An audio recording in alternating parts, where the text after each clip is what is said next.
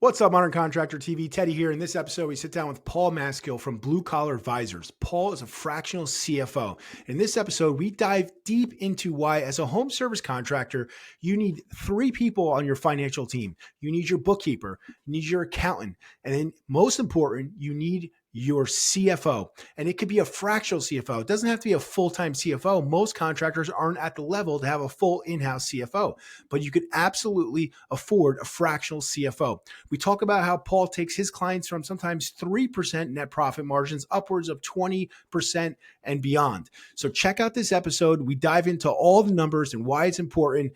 You're not going to want to miss this episode. Let's get into it. You're listening to Modern Contractor TV, the show for home service pros who want to build real business value, scale profits, and create a company that doesn't rely on them day to day. Hosted by entrepreneur, author, and advisor Teddy Slack, a builder of multiple 7-figure service businesses. Each episode brings you real-world strategies to help you grow, systemize, and prepare for a profitable exit. Let's get into it.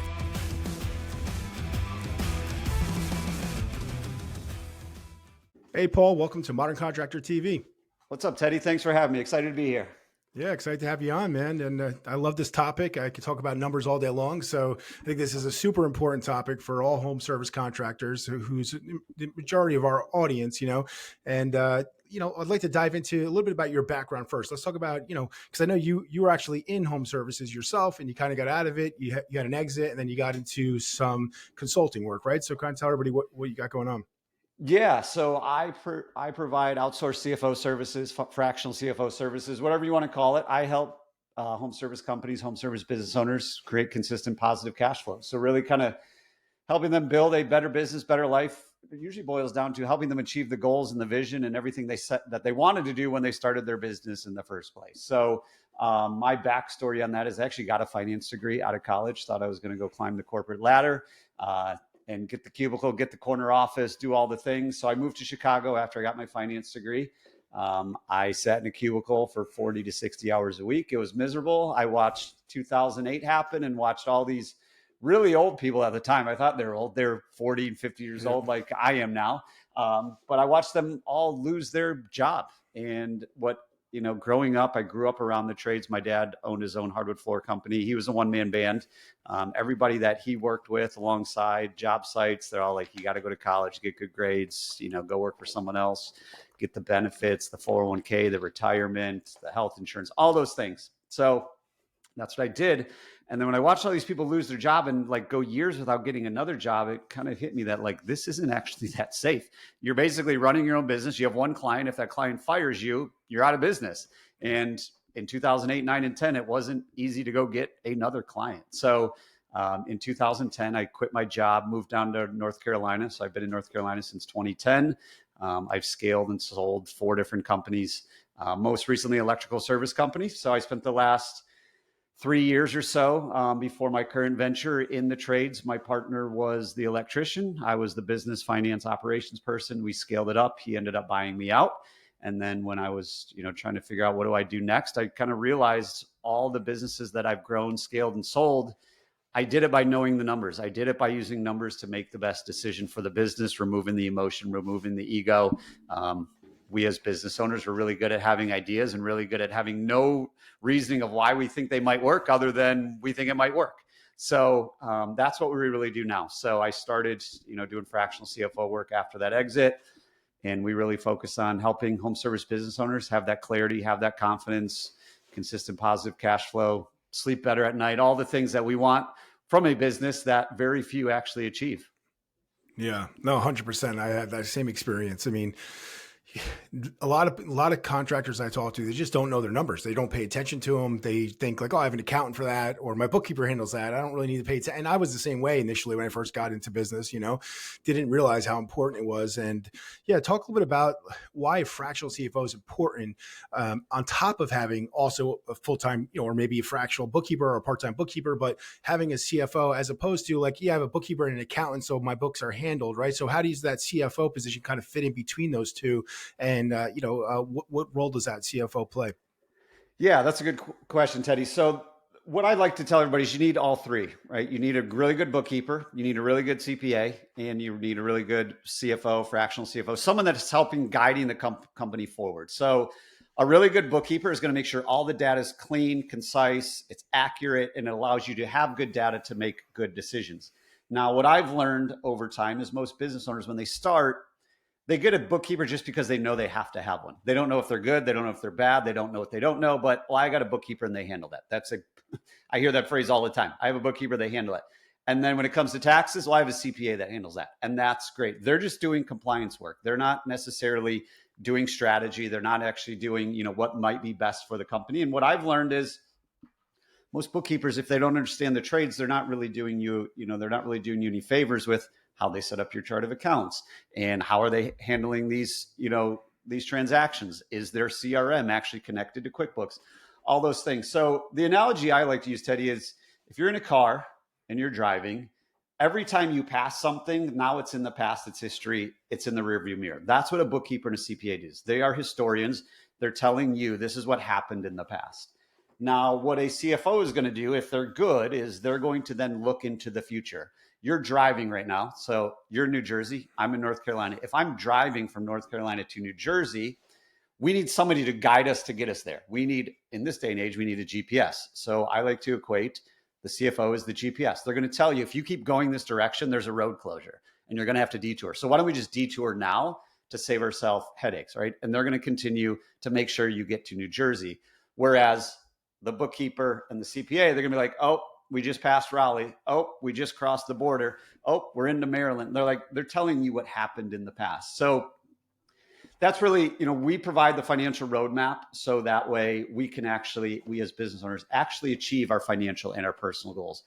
My belief, one of the things I really like to stand on is we need to figure out what does our ideal life look like? And then we need to build a business that will empower us to do that. So we get super clear on what does success actually look like for you, Mr. Client or Mrs. Client, not necessarily what we see on social media. If I want to do $10 million, I want to do $100 million, whatever it is. But let's reverse engineer. What does your ideal life look like? What type of business do we need to build in order to get there? And then from that business, what are the measurables that we need to track in order to know if we are on track or off track? So that's what we really do as fractional CFOs, is helping them guide their business using numbers. So that way like I said, we remove the emotion, remove the ego, and we know what our gross profit needs to be. We know what our marketing spend needs to be. We know what our average ticket has to be. We know how many jobs we have to do every week. And we just break it down to really simplify it. And in a lot of cases, Teddy, empower owners for the first time ever to really take ownership of the numbers. And they actually understand what they mean. And they know when they're off track, and they know what to do when they're off track.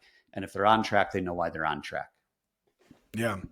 Yeah, 100%. I mean, all those numbers you just mentioned, I mean, those are the things, those are the basics, I feel like, right? You have to have those down. And if you don't, and most contractors are not even tracking the basics. They're looking at the bottom line on that P&L, like, oh, I made some profit, or I'm losing money, so I'm not doing good. Or even worse, they're looking at their bank account, right? You probably get a lot of clients come to you like, I basically look at my bank account. If it looks good, I'm happy. If it's going up, I think my business is doing good, right? Do you have a lot of clients like that? Pretty much all of them, Teddy. So the most common thing I see is they'll tell you what they're doing top line. Yep. And that's their measuring stick for many reasons. One, it's usually the only thing they understand on the P&L, because then a lot of times they look at the bottom line and they're like, I don't have that much money in the bank, so this doesn't mean anything to me. So yep. I just know that I did $2.5 million last year, say. So that's the first thing. The second thing is 100% exactly what you said.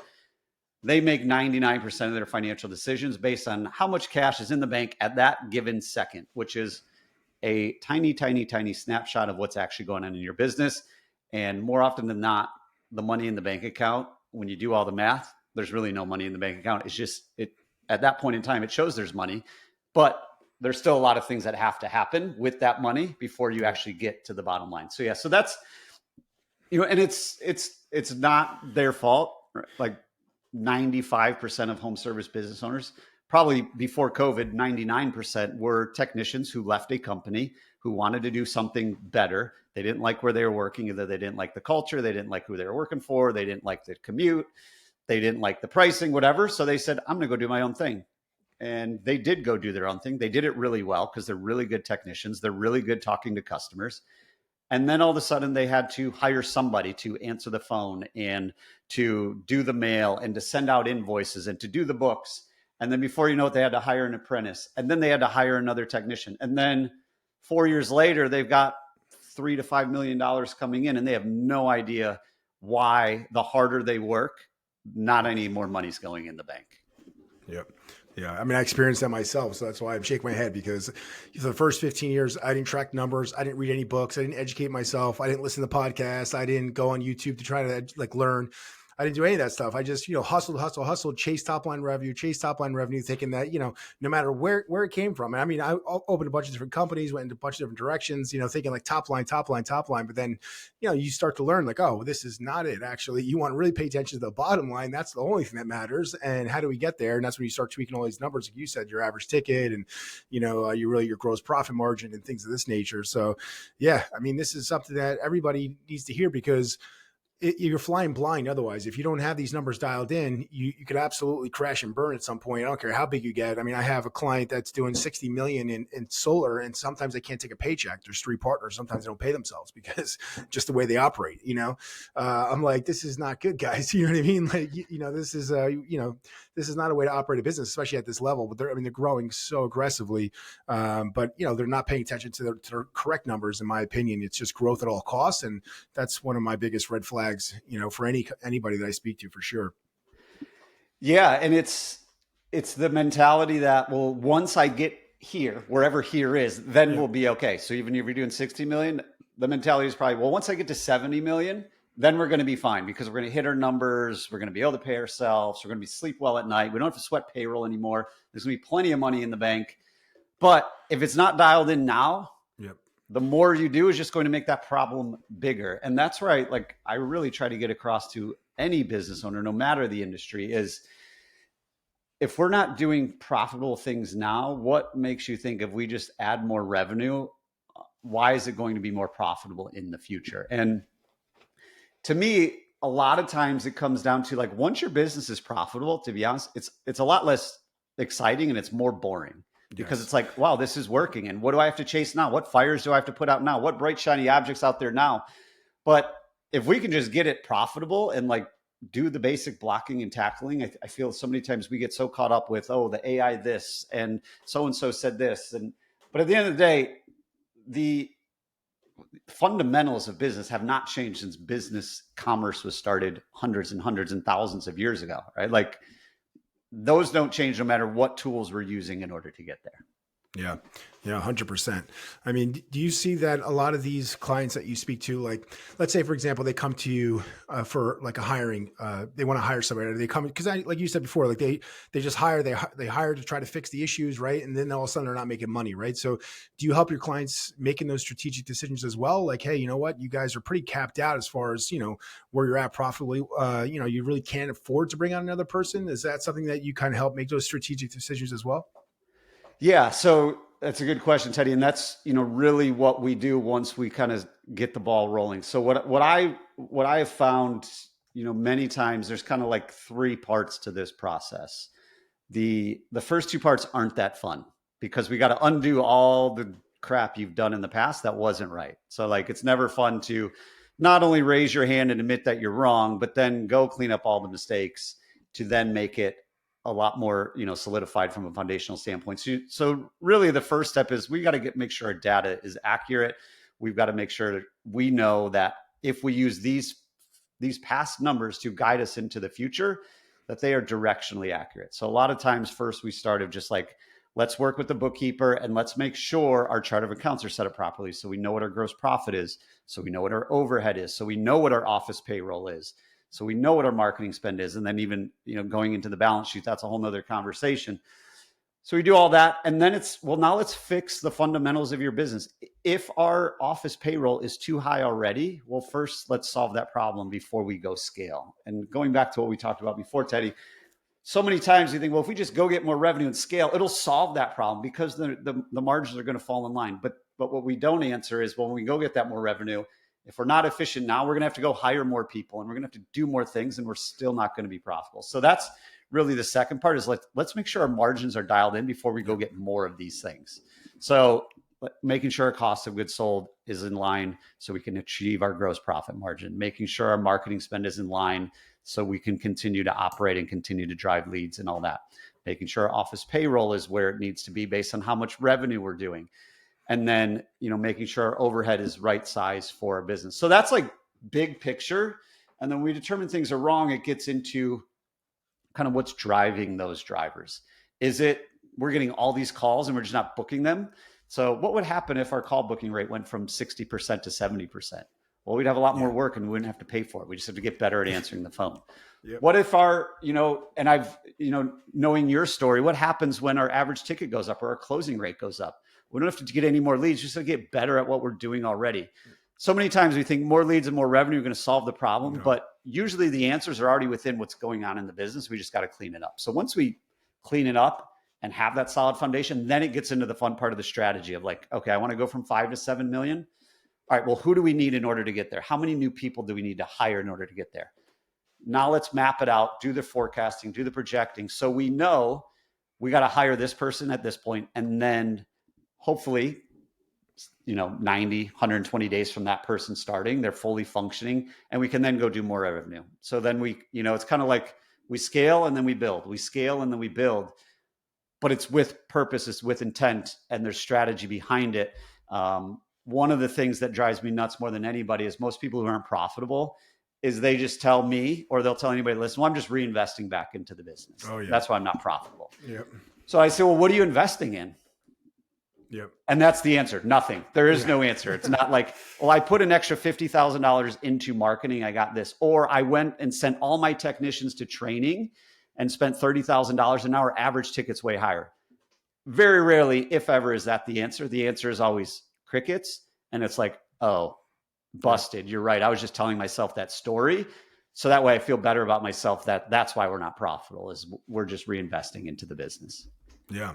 I mean, it's got to be frustrating, right? Because I've helped some consulting clients that I've dealt with. I mean, from your perspective, give us some stories or some insight on dealing with some of the contractors that could, a lot of these guys are set in their ways, right? They've been running a business for 20 years, sometimes even more, 30, 40 years one way.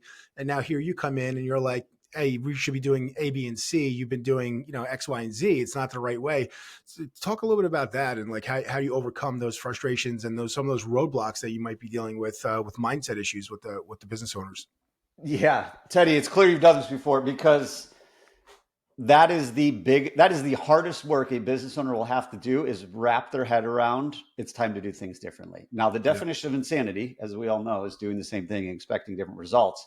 But that's what business owners do. They just keep pounding because they're resilient. And what got them to where they are is that mentality of like, we're just going to push this rock up a hill. We're going to keep pounding on this wall. Like, we need that mentality as entrepreneurs and people who start businesses in order to get to a certain point. But then at some point we have to realize that's only going to get us so far. Now we have to start doing things differently. So I tell every one of my clients, it's like, this is actually really simple, because it is. The numbers do not lie. They're going to tell us everything we need to do, and then you just have to go do it, which is the really hard part, because you're going to have to start charging differently. You're going to have to charge differently than when you were a one-man band.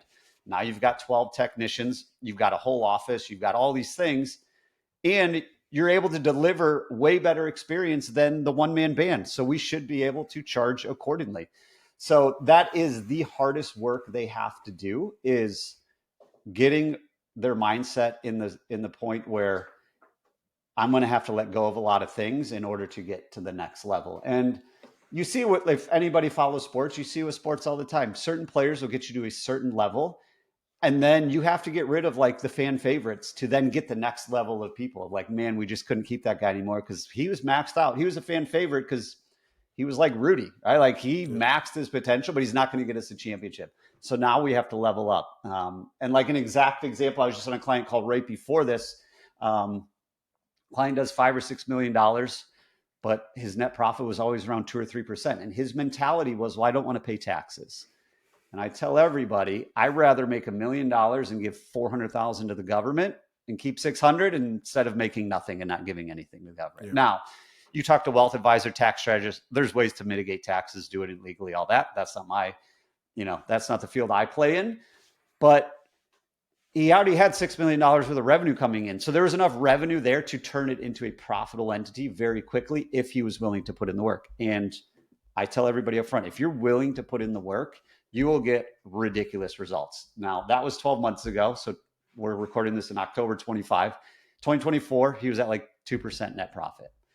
This year, he's going to make over $1 million a year without doing anything fundamentally different other than using the numbers to make sure we're dialed in on a pricing standpoint, making sure we're efficiently buying material, making sure our average ticket continues to go up. Oh, we got to invest in sales training so our guys give 3 options. So that way we offer service agreements. Oh, we got to email our database a couple times a year because we have 10,000 people in our database that have forgotten about us.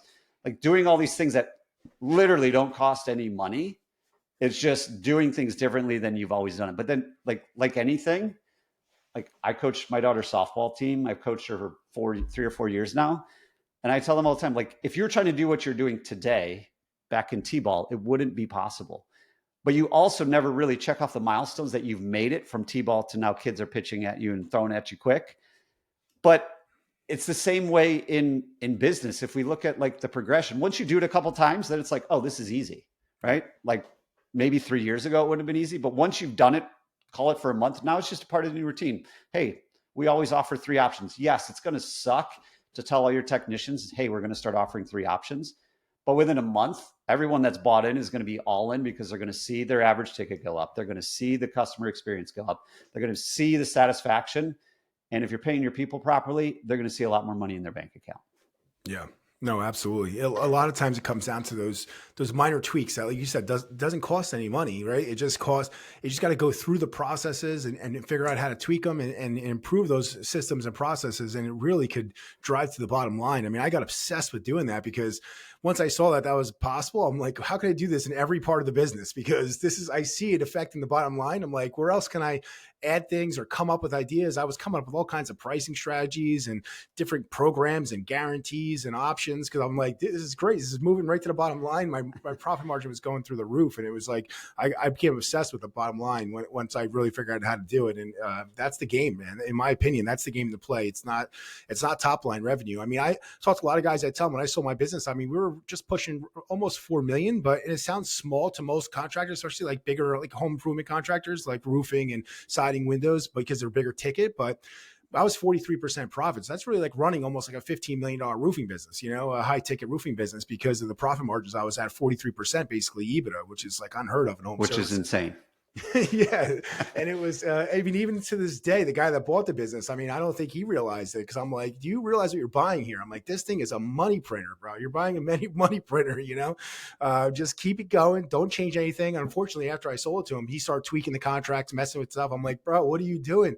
His profit margins went took a nosedive. I had to actually go back there for 6 months and go back full time to turn it around, because all these minor little tweaks, you think like, oh, I could do it better. I'm like, no, everything is perfectly set up. Don't change anything, and that happens. I mean, these little tiny changes can make a big difference in your profits for sure.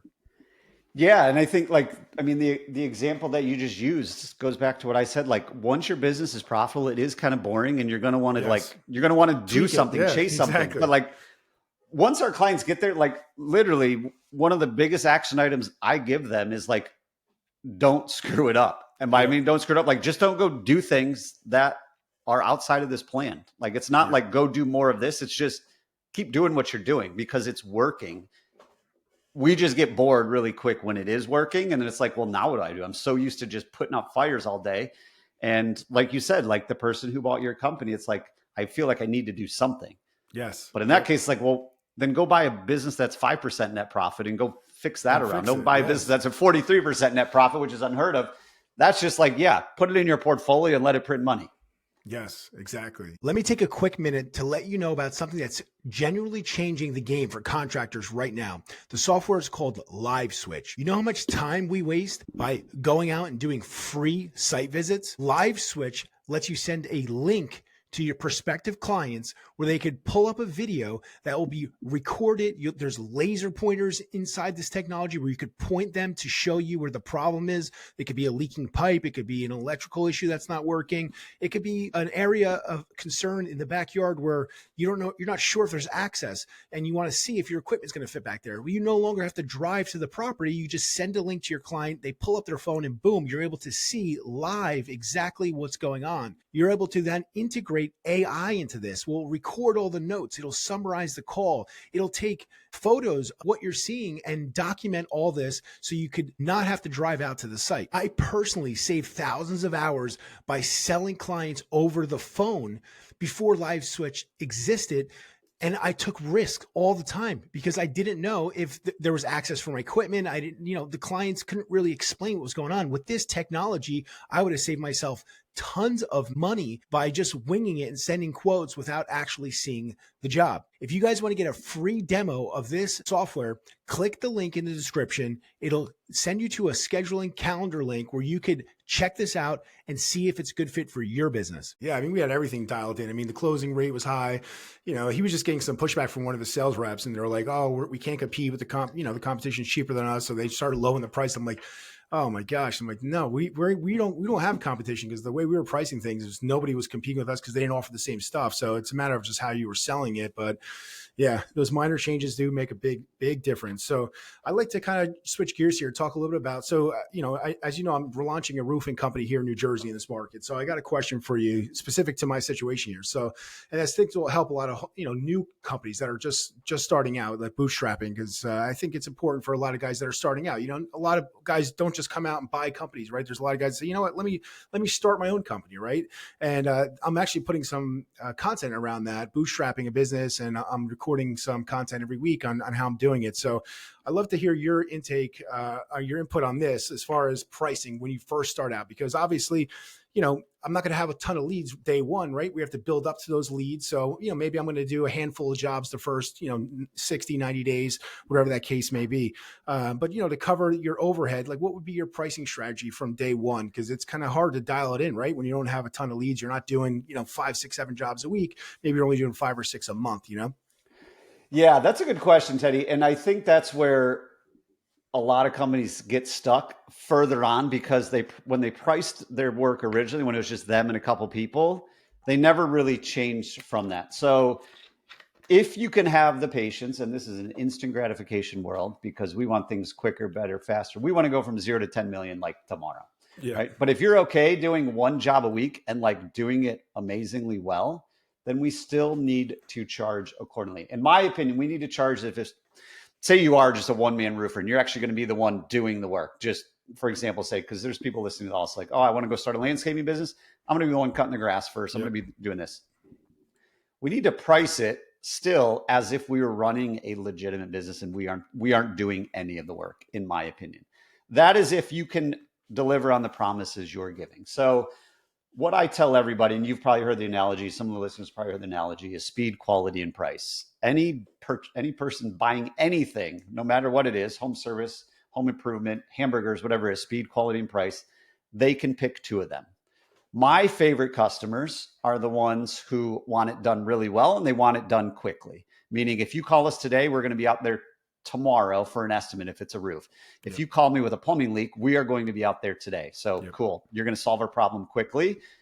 I don't have to call anybody else. I'm already building value with this person.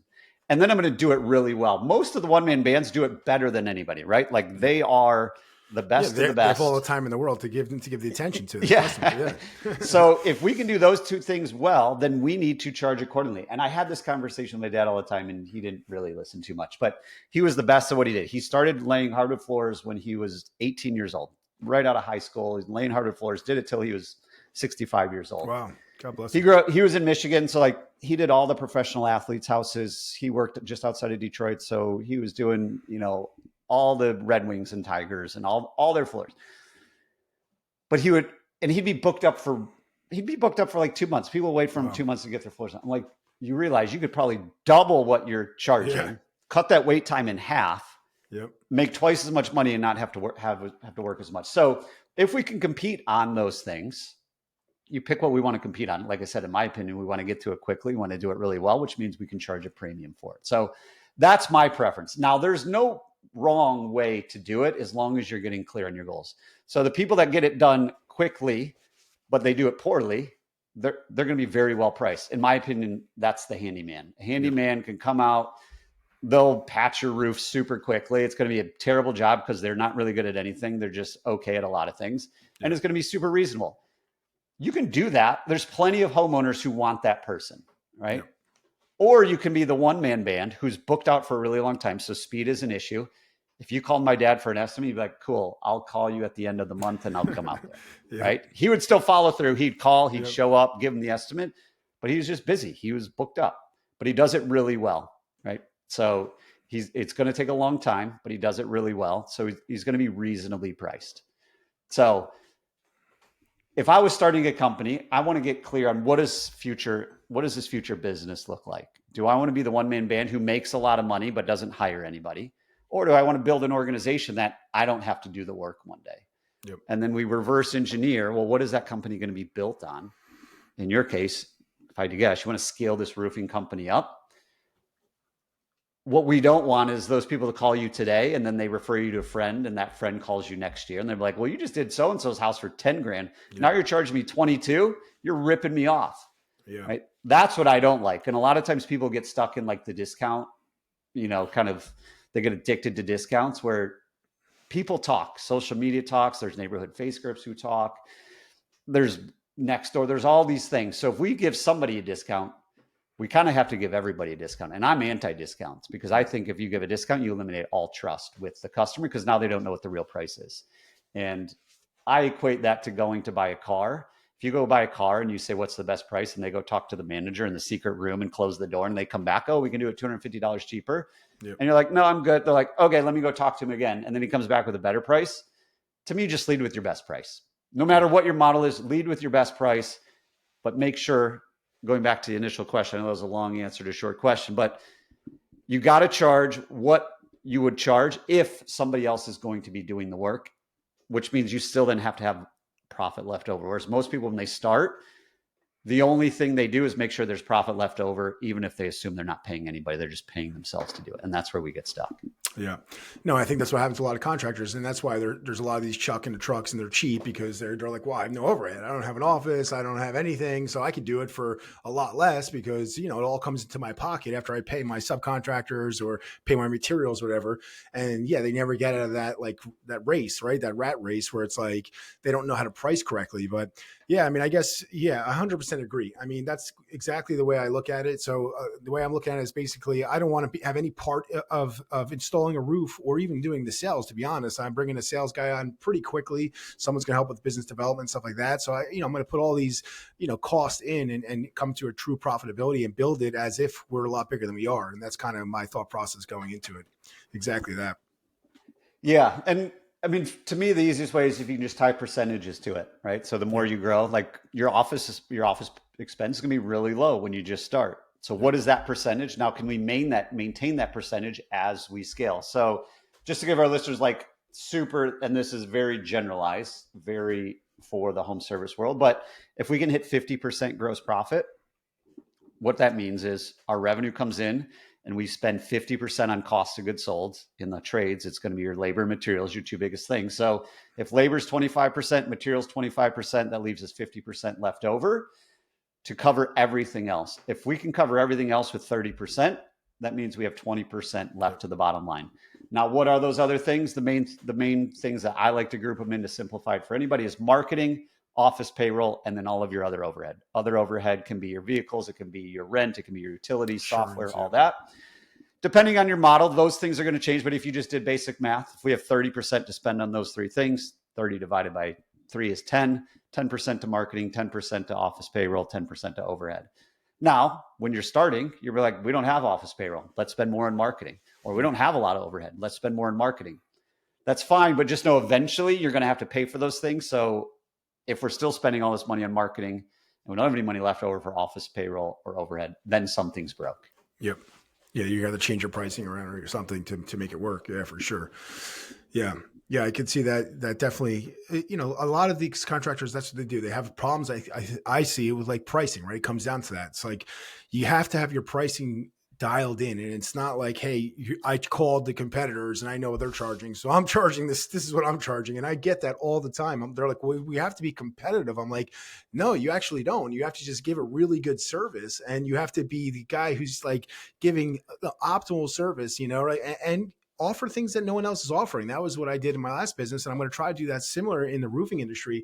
I'm already thinking about what I can offer that no one else in the industry is offering. So when they do price shop it, they're like, wait a second, I'm getting this from Teddy, but I'm not getting this from ABC Roofing or whatever. You know what I mean? So yeah, I'm already, my mind's already going on what I could offer there, because once you offer something that no one else is offering, you could charge a premium for it. And I'm not saying rip people off. It's like you're actually giving them something that they want. You're solving an issue that they have with all the other what's in the industry, right? And then you're basically you could price it any way you want, and that's where you could really just like dial up the profits, right? Yeah, and the free market works. If you're ripping people off, you will go out of business. 100%. 100% of the time, whether it's today or 5 years from now, you will go out of business because it's not sustainable to rip people off because it is a free market. Now, what I like to do is determine who is our ideal customer. In any home service, my ideal customer is someone that's been burned by the handyman and they don't want to wait for the one-man band. So they've been burned by the handyman before. So give you an example. I used to own an electrical company. All of our ideal customers had hired a handyman to do something, put in a new circuit, install a ceiling fan, put in a new receptacle to mount a TV, whatever it was. And then they're like, that guy had no clue what he was doing. And then they start going down this kind of self-directed rabbit hole of like, oh, you should hire a licensed electrician. Yeah. Oh, and they should be pulling permits and they should be doing these other things. And my guy didn't do any of that. So then they might go to like the one-man band. The one-man band is super good, does it by the book, pulls the permits, everything's clean, doesn't have to cut drywall, all those things. But you don't want to wait 2 months for him when your outlets don't work, or you don't want to wait 2 months for him to put in your electric car charger. So it's like, that guy was really good, but I can't wait for him because he's booked out for 2 months. Well, let's find the company that can show up quickly, but does it all the right way. And to your point, there is a premium to pay for that. So your ideal customer will pay for that premium because you're still going to deliver an awesome customer experience. You're going to get out there quickly.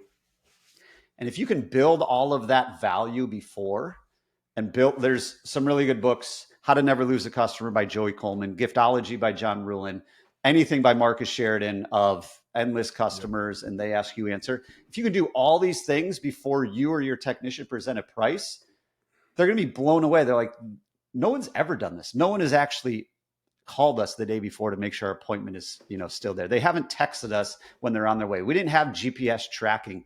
We didn't get a brochure emailed to us before explaining what are the next steps. We didn't get a video walkthrough of what this visit's going to be like. They didn't park on the street. They didn't bring shoe covers. They didn't, have a mat to put their stuff on. They didn't clean up when they're like, you do all that to your ideal customer. One, you have to charge more in order to deliver all that because it costs more. But two, there is no competition, like you said, when you do things differently than anybody else. Yeah, no, 100%. Yeah. I mean, you have to think outside the box, and you just have to, and it doesn't exist. So when you do it, it's like, it blows people's minds, right? Like, I mean, obviously there's companies that are doing it, but it's not the norm. I would say it's definitely not the norm. So when you can dial that in, I mean, it really does blow people's minds. I mean, simple things, even just picking up the phone. I mean, a lot of these contractors, I mean, in my last industry, you'd be lucky if you called 5 of them, if you got 3 of them on the phone, and then forget about getting a proposal. It would take sometimes, we'll call you, like you said, with your father, sometimes it would take a week for these guys to get out there. And, when we turned things around, I was like, you know what, we're going to just go on Google. We're going to look at your house on Google Maps, and I'm going to give you a proposal within 5 minutes. It's like that little tiny tweak, and it blows people's minds, Yeah. And if you're in an industry where that's the norm, that's a massive opportunity because homeowners are frustrated. Like before the electrical company, I was a partner in a landscape company, and you wouldn't believe how many times we would answer the phone and they're like, you answered the phone in May when everyone else doesn't answer the phone for like the next 4 months. You've got my business. And to be honest, my dad would get so much work because of that too. He would always answer the phone and he would always show up when he said he was going to show up. He would go to so many estimates and they'd be like, well, we called 3 people. You're the only one who showed up. So you got the job. Like that's pretty easy. Right. And we can do so much more. It doesn't have to be like, it's got to be outside the box. So if anybody follows like the Savannah Bananas and the stuff Jesse Cole talks about, in our last company, we read the book, and we're always thinking outside of the box. One of the things that we did for every first customer of the day. So electrical company, first visits of the day between like 8 and 9 in the morning, our technicians would call, "Hey, Teddy, it's Paul. You're going to be your electrician today. GPS says I'm going to be 25 minutes. I'll be there in 25 minutes. On the way, I was going to stop at Starbucks. What do you want?" Nice. Yep. 98% of the people would be like, I already had my coffee. I'm good. But 100% of the people were blown away that an electrician is going to offer to pick you up coffee on the way. A $5 coffee when your average ticket is a lot more than $5. Yep. It's just the gesture of that goes a long way. And like you said, nobody else does it. So it's like these people already got points and they haven't even shown up yet. Yeah, no, 100%.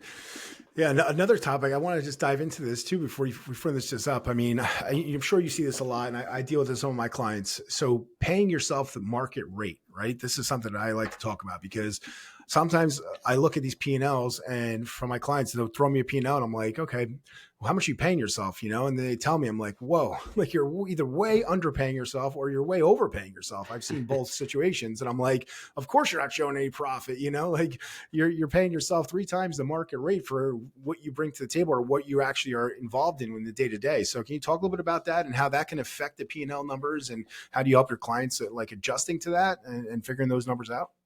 Yeah, that is a big problem, especially on the overpaying side. Because usually what happens is they would then have to go home to their spouse, their girlfriend, their boyfriend, their kids, their family, and say, guys, mom or dad is going to be making a lot less money starting tomorrow because their lifestyle that they have chosen to live is a lot more expensive than what their business can afford to pay them. And going back to being in an instant gratification world, most of these businesses, if they could just, suck it up more or less for a couple of years, they would then be able to live a life even better that they're living now from a personal standpoint. And it usually, what I found is it usually stems from, and I've done like a ton of analysis and studies. So we do financial assessments for anybody that comes to us, as part of the process before they become a client, and even if they don't become a client. And the profitability and cash in the bank actually goes down as a business grows. And to me, the number one reason is when we start a business, if you're really good at anything, if you're good at landscaping, you're good at being a plumber, HVAC technician, electrician, windows, doors, it's actually pretty easy to make like $200,000 a year. Like put $200,000 a year in your pocket. That's $4,000 a week. That's $800 a day. Most people can do that really, really well as a technician, one-man band. However, you can't do that when you're $1 million company and you want to remove yourself from the field. So it's this big gap that, whoa, I'm making more money than I made at my job. So now I'm going to change my lifestyle. I'm going to get the boat. My CPA said my taxes are going to be high, so I got to go buy the new truck, even though I don't need it. Yeah. We're going to get into a bigger house. We might get the lake house, or we might get the beach house or the mountain house. And we start living this lifestyle that is sustainable at the current size, but it's not sustainable based on where you actually want to take the business. And that's where most people get stuck, is they're not willing to change their personal lifestyle for the betterment of the business for a couple of reasons. One, like I said, it's the ego, but 2, they don't know what they don't know. But they're doing such a disservice to the business, and they're putting their, whatever the stat is, 50% of businesses go out of business within the first 5 years. And it's usually because of that, because they ran out of money. Yep. And if you're still paying yourself first, yes, we still need to pay ourselves first if you want to follow profit first or anything like that. But the company still has to survive. This company has to thrive, and the company has to achieve their goals. And it comes down to that. We are paying ourselves more often than not, we're paying ourselves way more than the business can afford, because we were used to paying ourselves a lot before we actually turned it into a business.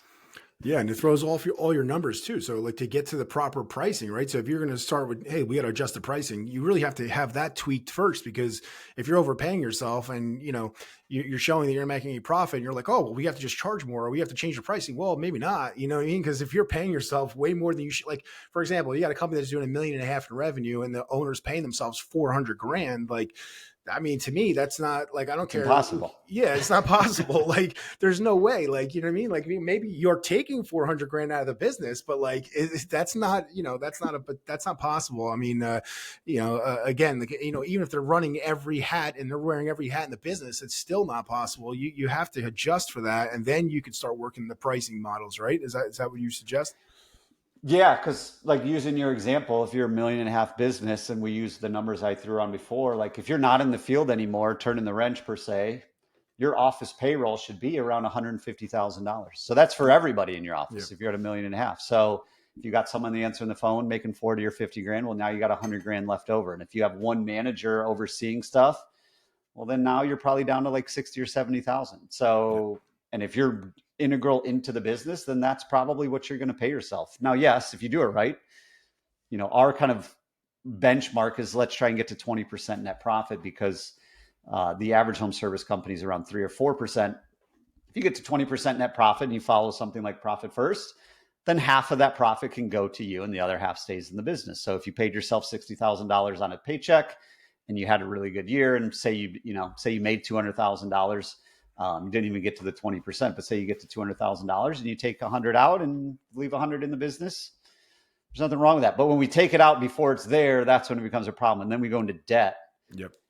It's really easy to go into debt. It's a really, really, really difficult thing to get out of debt, because one bad month takes about eight good months to make up for one bad month, because that's just how money works. And, it's a slippery slope. Yeah, no. And then you start squeezing your vendors, and now it's not a way to run a business. I mean, I know, because I did it. I mean, I did it for 15 years. I mean, I that's how I ran. I mean, I took every penny I could out of the business, and, I ran a lifestyle business, chased top line revenue.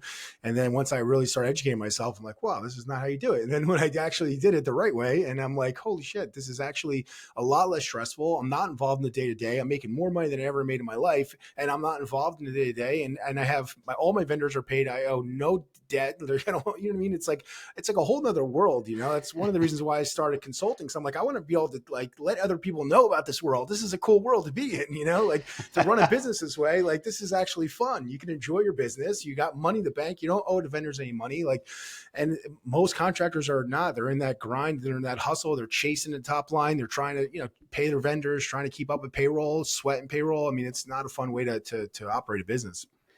Yeah. And when you talk about like going into the other world, in my opinion, most home improvement companies are like, call it the 3 feet from gold analogy. They are like 3 feet from gold. They figured out how to drive revenue. They're doing several $1 million. They have figured out how to deliver good service. They've got good Google reviews. They've somewhat figured out how to build a team. They've got other people doing work, not including themselves, but they're still not profitable. And it's like, if we could just change these few things, you're going to have so much more fun. Like you said, you're going to sleep well at night. You're going to be able to make payroll. You can put all your bills on auto debit. You can go to your vendors and say, hey, I'm going to pay this. I'm going to pay this right when it comes out. They're like, oh, cool. We'll give you better pricing. Well, better pricing means now we're more profitable. Like, it's such a snowball effect both ways. And when we can do that, it just makes life way easier. And I think, what we usually see happen is kind of going back to what we were just talking about is, you hear all the time, well, I'm just going to downsize. It was so much easier when I was downsized, when it was just me and Joe and Jackie was answering the phone or whatever it might be. And there's nothing wrong with that.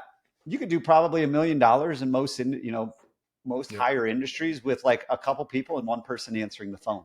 And there's nothing wrong with that, in my opinion, if that's what you enjoy, and that will still allow you to achieve your wealth building goals. If you can do $1 million in revenue and take home half of that because you're still out in the field, you're doing the sales, doing a little bit of work, doing different things. Well, if you can take that $500,000 and turn it into other things to build wealth, invest in real estate, buy other things, buy assets, all that, great. The problem is, like we said before, most people don't do that. They make all that money, but then they spend just as much. Yeah, well, even if they are doing that, the only problem is like everything is depending on you, or maybe you even one other person. So like, God forbid something happens, the whole shit goes under. So yeah, you're cooked. The whole thing goes under. So it's like, I have clients that are in that position right now. It's like, if they lose one guy, I'm like, if you lose that guy, he's so integral, and that guy knows that too. So he's got the owner by the balls basically. So I'm like, that's not a good position to be in. You really need to build this up a little bit. Get yourself a second project manager, so you're not relying on the one. Right now you're just kind of teetering on that line, like God forbid someone doesn't show up, you're kind of screwed. And he's an older guy and he doesn't want to get back into it. So I'm like, you're not in a great position right now, to be honest. I wouldn't want to be you, you know? Yeah. So, I mean, listen, to justify bringing in a guy like you, right? Because most contractors are probably listening to this like, yeah, this guy definitely knows what he's talking about. I need someone like this to come in and check out my books. I mean, in my opinion, especially if you've got a contractor who's doing 3% profit and you can take them from 3% to 20, and obviously that's not every case, but if you could help them build up that profits, I mean, that's going to 100% justify the cost to bring somebody like you on. So can you talk a little bit about, how do you work your services? Is it like a monthly retainer fee, and how, how involved are you? Is it like you're remote, you could do this anywhere, I'm assuming, right? Can you talk a little bit about that? Yeah. So like we said at the beginning, one of our biggest things is to empower owners to really take ownership of the financial health of their company for the really first time ever. And so they can build a financially healthy company so they can have a better business, have a better life, and really just kind of bridging that gap of, hey, you're here, you want to go here. The numbers will tell us what we need to do, and I'll guide you through there. Our analogy is right now you're on an island by yourself. We're going to be your guide to get you to where you actually want to go. So we need a really good bookkeeper, because they're going to deliver us monthly reports. They're going to tell us, the financial, what did the company do in the past? Most business owners look at that for about 5 seconds, if at all, file it away, never do anything with it again. They're running their business off their gut.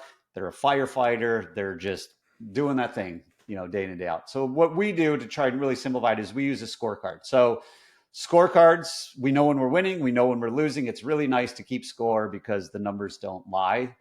They're going to hurt our feelings. They're going to hurt our ego. It might not feel the best when we see the score when we're losing, but when we're losing, we know what we need to do to get better. So if you watch any sports, you're like, that team's defense sucked. Well, what do they need to do? They got to get better on defense. And then they're going to break down the film and they're going to say, oh, we got to do this with our linebackers, or our cornerbacks got to do this, or we need to blitz more, whatever it is. That's exactly what we do. So we break down the financials into 12 cash flow drivers. So 6 are really driving profit, 6 are driving cash flow. You're going to get a scorecard once a month. It's a 1-page PDF in those 12 categories. If it's green, it means we're doing well. We're crushing it. If it's orange, we're kind of teetering. It could go either way, not the biggest issue. And then if it's red, that's what we're really going to focus on. Those red things are the levers that if we pull them, we're going to get much closer to our goal than doing anything else. So we understand business owners are busy as ever. They're doing all the things. So we're only going to give them at most 3 action items for the month. If we do these 2 to 3 things in the next 30 days, we're going to be a lot closer to where we want to go. And what that scoreboard is actually telling us, and how the colors are determined to kind of keep it as simple as possible, is it's going to look at where are we at year to date? What did we do last year? And then it's going to compare it also to our forecast. So where are we actually trending to go? And then we're going to start putting all those things together. So what did we do last year? Where are we at year to date? Where are we trending to be? And then most importantly, what's our actual goal? So when we start working with people, and then every year we set a target of, this is what success looks like. We need to hit this as a gross profit. We need to have this average ticket. We need to do this number of jobs. So those 3 things right there, that's driving our revenue and our gross profit. Then it's going to look at, what do we need to spend in marketing? What do we need to spend in office payroll? And what do we need to spend on overhead? Those 6 things, that's what's driving our profitability. Then from a cash flow standpoint, we're going to look at the balance sheet. And anybody listening to this, don't need to be an expert in balance sheet. We keep it super simple. How quick are we paying our bills? How quick are we getting paid? Are we taking on any debt? Are we buying or selling any assets? Are we taking any owner's draws? And what does that balance sheet look like? And how does that affect cash flow? And it's that simple. So we do all the work. We do all the behind the scenes work, forecast projections, do all the analysis. We meet with our clients on a monthly basis. We support them throughout the month on their action items. So that way we know exactly what we need to do this month and ignore everything else. If we determine, like the call I was on just before, we determined that with tariff pricing still going on or still kicking in, we need to raise our prices on our materials by X% in order to continue to maintain our gross profit. Yep. So that was our clients. That was one of his action items for the next 30 days is go through all of your material that come from this vendor, make sure that we have updated pricing from the vendor based on new 6% tariffs or whatever his vendor was putting in place. And then what do we need to sell that thing to the customer in order to continue to achieve our goals? So that's that's it in a nutshell. we set our goals, we keep score. The scoreboard is going to tell us what's working, not working. And then we're going to use that to drive the actions, which will get us closer to where we want to be. That's awesome, Paul. Everyone who's listening, I mean, you guys definitely want to reach out to Paul. I mean, if you don't have a fractional CFO to help you with these things and these strategies, you definitely want to reach out to Paul. What's the best way to get in contact with you, Paul? Yeah, best way, Teddy, is just go to our website. It's thebluecollaradvisors.com. So advisors with an S, thebluecollaradvisors.com. You go there, you can book a call, we can chat, learn more about your business, do a financial assessment, do all the things. And that would be the best place to go, thebluecollaradvisors.com. Awesome, Paul. This has been great. I really appreciate you coming on. Thanks, Teddy. Enjoyed it. Thanks, man.